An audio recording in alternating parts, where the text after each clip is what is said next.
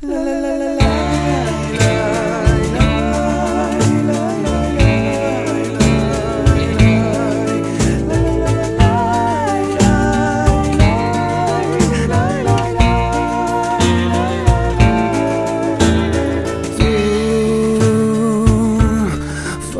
dall'occhi,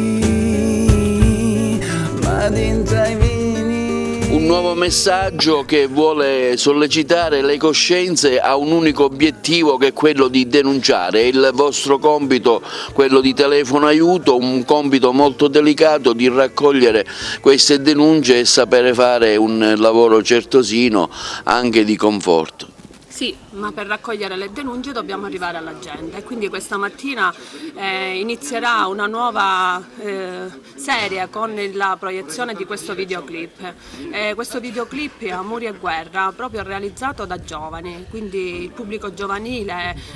si interesserà, vedrà cosa significa la violenza sulle donne, quando all'apparenza siamo tutti belli, truccati, ma in realtà dentro casa, dentro le mura domestiche può esserci altro. Quindi questo altro noi lo dobbiamo far emergere, lo possiamo far emergere anche attraverso la musica, un testo scritto realizzato dal gruppo Marte proprio per il centro antiviolenza, che permetterà appunto al pubblico giovanile, soprattutto perché appunto i giovani vedranno dei giovani che impersonano questi personaggi all'interno del videoclip e quindi si ritroveranno in loro e quindi potranno anche loro capire e aiutarci anche a lavorare nel territorio per far emergere il problema della violenza sulle donne. Parliamo di questo nuovo messaggio che è stato convenzionato in maniera molto originale con l'apporto di numerosi professionisti. Allora, la cosa particolare è che è stato pensato e realizzato e prodotto da dei ragazzi agrigentini ed è la prima volta che un prodotto di questo genere esce fuori ed è dedicato alla violenza sulle donne, quindi noi del Telefono Aiuto dell'ASP siamo enormemente soddisfatti di quello che abbiamo fatto negli anni, perché abbiamo inculcato anche nei giovani la cultura della non violenza, quindi veramente è un prodotto che deve essere diffuso in tutte le fasce della popolazione, perché il messaggio è questo: uscire dalla violenza, e quindi tramite questo spot possiamo aiutare donne che non conoscono il centro. Sono il regista di questo progetto, nonché il musicista insieme a Marco Lisci qui accanto a me,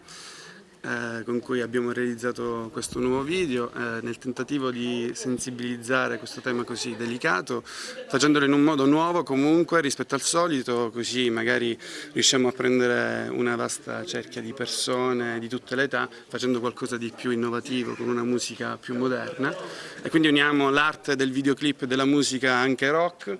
al tema classico e importante che tutti dovrebbero conoscere come l'antiviolenza sulle donne. Io mi sono occupato della musica con Massimiliano,